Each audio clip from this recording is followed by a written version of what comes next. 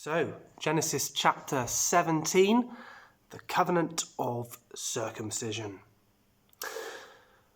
When Abram was 99 years old, the Lord appeared to him and said, I am God Almighty. Walk before me faithfully and be blameless. Then I will make my covenant between me and you and will greatly increase your numbers. Abram fell face down, and God said to him, As for me, this is my covenant with you. You will be the father of many nations. No longer will you be called Abram, your name will be Abraham, for I have made you a father of many nations. I will make you very fruitful. I will make nations of you, and kings will come from you. I will establish my covenant as an everlasting covenant between me and you and your descendants after you for generations to come, to be your God and the God of your descendants after you.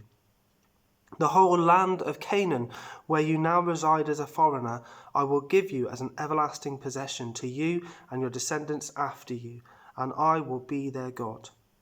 Then God said to Abraham, As for you, you must keep my covenant, you and your descendants after you for the generations to come.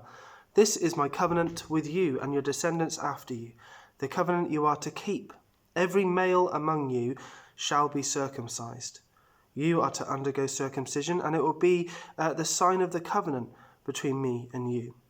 For the generations to come, every male among you who is 8 days old must be circumcised, including those born in your household or bought with money from a foreigner, those who are not your offspring. Whether born in your household or brought with money, they must be circumcised. My covenant in your flesh is to be an everlasting covenant. Any uncircumcised male who has not been circumcised in the flesh will be cut off from his people. He has broken my covenant. God also said to Abraham, As for Sarai, your wife, you are no longer to call her Sarai. Her name will be Sarah. I will bless her and will surely give you a son by her. I will bless her so that she will be the mother of nations. Kings of peoples will come from her. Abraham fell face down. He laughed and said to himself, Will a son be born to a man 100 years old? Will Sarah bear a child at the age of 90? And Abraham said to God, If only Ishmael might live under your blessing.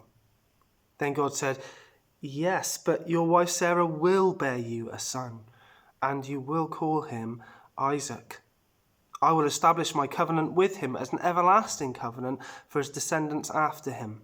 And as for Ishmael, I have heard you. I will surely bless him. I will make him fruitful and will greatly increase his numbers. He will be the father of 12 rulers, and I will make him into a great nation. But my covenant I will establish with Isaac, whom Sarah will bear to you this time next year. When he had finished speaking with Abraham, God went up from him. On that very day, Abraham took his son Ishmael and all those born in his household or brought with his money, every male in his household, and circumcised them, as God told him. Abraham was 99 years old when he was circumcised, and his son Ishmael was 13. Abraham and his son Ishmael were both circumcised on that very day. And every male in Abraham's household, including those born in his household or brought from a foreigner, was circumcised with him.